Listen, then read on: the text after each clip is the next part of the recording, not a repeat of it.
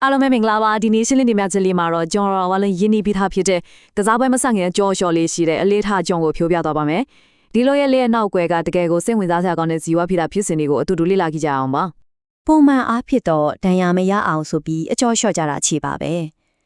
ဒါပေမဲ့ဒါကတကယ်ပဲအလုပ်ဖြစ်ရလားအကျိုးတရားမှုကတော့ဘယ်လောက်ကြာခံတယ်လဲဒါဟာထင်ထားရတဲ့အမလာကြီးပို့ပြီးရှုပ်ထွေးတဲ့ဇီဝဘယအဆိုင်ရာမေခွန်းတစ်ခုဖြစ်နေပါတယ်ဒီရောက်ကျွန်တော်တို့ဘာတွေဆွေးနွေးကြမလဲဆိုရင်ကစားပွဲမဆက်ခင်အကျော်လျှော့တဲ့အလီအထက်ရာဘာကွင်းနဲ့လူရဲ့ကြွတာကွာချချက်အနုချီမှန်ပြောင်းအစစ်မှာမြင်ရမယ့်အကျော်လျှော့ခြင်းရဲ့လွတ်ဆောင်ပုံယာယီတက်တာမှုနဲ့ရေရှည်ပြောင်းလဲမှုနောက်ဆုံးအနေနဲ့အကျော်လျှော့တာကတကယ်တမ်းအကျိုးမပြုတဲ့အခြေအနေတွေကိုလေးလာသွားကြပါမယ်ကဲပထမဆုံးအပိုင်းတစ်ဖြစ်တဲ့ကစားပွဲမစခင်အကျော်လျှော့ခြင်းအလေးထားကနေစလိုက်ကြအောင်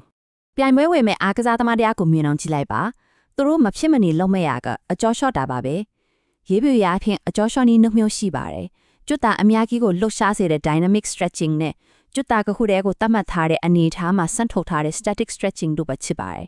်ဒီနေ့မှာတော့ကျွန်တော်တို့အများဆုံးလုပ်လေ့ရှိကြတဲ့ပေါင်နှောင်းကျွတ်တာကိုစက္ကန့်30လောက်ငြိမ်ငြိမ်လေးဆွဲဆန့်ထားတဲ့ static stretching အကြောင်းကိုပဲအဓိကထားပြီးသွားကြမယ်ဆက်သွားအောင်ပါအပိုင်း1ကတော့ရာဘာကွင်းနဲ့လူရက်ကျွတ်တာကွာခြားချက်ပဲဖြစ်ပါတယ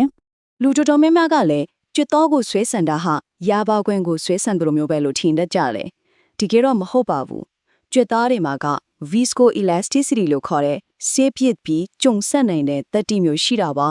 ပြောရရင်သူတို့က ဖိအားပေးပြီးဆွဲဆန့်ခံရတဲ့အခါကိုယ်ပိုင်ပုံတံပြောင်းလဲသောနိုင်စွမ်းရှိပါတယ်ပိုပြီးထင်ရှားအောင်ပြောရရင်ပေါင်တော့ကြက်သားကိုဆွဲဆန့်လိုက်တဲ့အခါအပြင်ကနေကာကွယ်ပေးထားတဲ့တစ်ရှူးတွေရောအရွက်တွေကိုပါဆွဲဆန့်လိုက်တယ်လို့ဖြစ်သွားပါတယ်အဲ့ဒီအရွက်တွေထဲမှာ collagen တို့ elastin တို့လိုမျိုးနည်းနည်းလေးရှေ့ထွက်သွားနိုင်တဲ့ကျုံဆက်နိုင်စွမ်းရှိတဲ့ protein တွေပါဝင်နေတာကိုဒါဆိုရင်အတွင်းပိုင်းကိုထပ်ပြီးဝင်ကြည့်ရအောင်အပိုင်း3အကျော်လျှော့ခြင်းရဲ့အနုချီမှန်ပြောင်းအစင်းလောက်ဆောင်ဖို့များအနုကြီးမှန်ပြောင်းတဲ့ကြီးရမယ့်အစင်းလောက်အထိနက်နက်ဆိုင်ဆိုင်လေးလာကြည့်မယ်ဆိုရင်ကျွတ်သားမြင့်တဲ့ရဲ့အတွင်းပိုင်းမှာ sarcomeres လို့ခေါ်တဲ့တဲမောင်းများစွာသောအစီပိုင်းလေးတွေကိုတွေ့ရပါမယ်သူတို့ကအရွက်တွေကိုဆွဲငင်ပြီးတော့ခွန်အားတွေဖန်တီးပေးတာပါတကယ်ကိုအံ့သိုးစရာကောင်းတာကအဲ့ဒီ sarcomeres လေးတွေကိုဆွဲဆန့်လိုက်တဲ့အခါအရှည်ထွက်သွားတဲ့အနေအထားမှာတော့သူတို့ရဲ့ခွန်အားကိုမလျော့သွားအောင်အမခန့်ထိတ်သိမ်းထားနိုင်ကြတာပါပဲခုနကပြောခဲ့သလိုအတန်းပြန်ရောင်းထွက်တတ်တဲ့ရပါကွဲနေနေလုံးဝမတူပါဘူးကြက်သားတစ်ခုရဲ့ခုခံနိုင်စွမ်းဟာတစ်ခါဆွဲဆန့်ပြီးတိုင်းစက္ကန့်30အကြာမှကိုတိတိတသာရောကျသွားပါတယ်ဒီလိုဖြစ်သွားတာကပေါင်းတော့ကျသွားကိုပိုရှည်ထွက်သွားစေပြီးရုတ်တရက်တန်ရရနိုင်ကြီးကိုအတော်လေးရောကျသွားစေပါတယ်ကဲနောက်တစ်ပိုင်းကိုတွားရအောင်အပိုင်း၄ယာယီတက်တာမှုနဲ့ရေရှည်ပြောင်းလဲမှုဒီနေရာမှာအရေးအကြီးဆုံးမိကွန်းတွေကိုပေါ်လာပါပြီအဲ့ဒီလိုရောက်လာတဲ့ပျော့ပြောင်းမှုကတကယ်ရောဘလောက်ကြာခံတယ်လဲပေါ့အဖြေကတော့ရိုးရှင်းပါရဲ့ကစားပွဲတွေဝင်ကစားတာမျိုးဒါမှမဟုတ်တခြားကိုလည်းလှုပ်ရှားမှုတစ်ခုခုကိုဆက်မလုပ်ဘူးဆိုရင်ဆွဲဆန့်ထားလို့ရောက်လာတဲ့ပျော့ပြောင်းမှုဟာ7မိနစ်အတွင်းမှာတင်လုံးဝပျောက်ကွယ်သွားမှာဖြစ်ပါတယ်ဟုတ်ပါတယ်7မိနစ်တည်းပါဒါဆိုရင်ပျော့ပြောင်းမှုကိုရေရှည်ရကျင်နေဆိုရင်တော့အဲ့ဒီအတွက်ကတော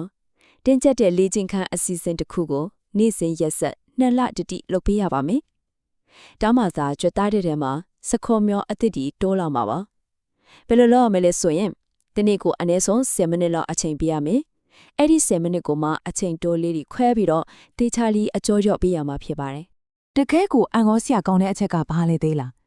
းအဲ့ဒီလိုမကြာခဏအကျော်ရော့ပေးတာဟာကျွတ်သားတွေကိုပဲပြောင်းလဲစေတာမဟုတ်ပါဘူးနာကျင်မှုခံနိုင်ရည်ကိုပါမြင့်တင်ပေးလိုက်တဲ့အတ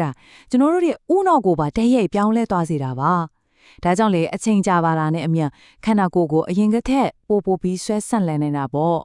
ဒါမဲ့အမြဲတမ်းတော့ကောင်းနေတာမဟုတ်ပါဘူးအပိုင်းမားကိုရောက်လာပါပြီအကျော်လျှော့ခြင်းကတကယ်တမ်းအကျိုးမပြုတဲ့အခြေအနေများ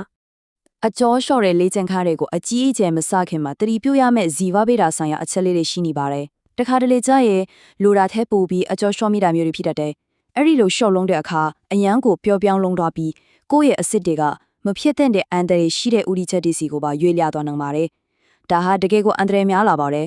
်နောက်တစ်ခုစဉ်းစားကြည့်ရအောင်ခရီးဝေးအပြည့်သမားတွေလိုမျိုးကိုလက်လှရှာမှုတေးသေးလေးတွေကိုပဲအဆက်မပြတ်သုံးရတဲ့အားကစားသမားတွေအတွက်ဆိုရင်အကျော်လျှော့တာဟာဒုရုစီမှာအဖြစ်များတဲ့တန်ရာတွေကိုကာကွယ်ပေးနိုင်ဖို့ဆိုတာလုံးဝကိုမဖြစ်နိုင်တဲ့လောက်ပါပဲကျွန်တော်အားလုံးခြုံငုံကြည့်လိုက်လူတိုင်းရဲ့နေရာတိုင်းတော့အဆင်ပြေမဲ့တခုတည်းသောနီးလန်းရဲ့လို့တော့မရှိပါဘူး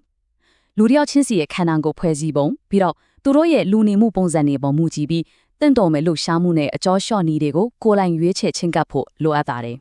ဒီတော့နောက်ဆုံးအနေနဲ့စဉ်းစားစရာမေးခွန်းလေးတစ်ခုလောက်ခြံခဲခြင်းပါတယ်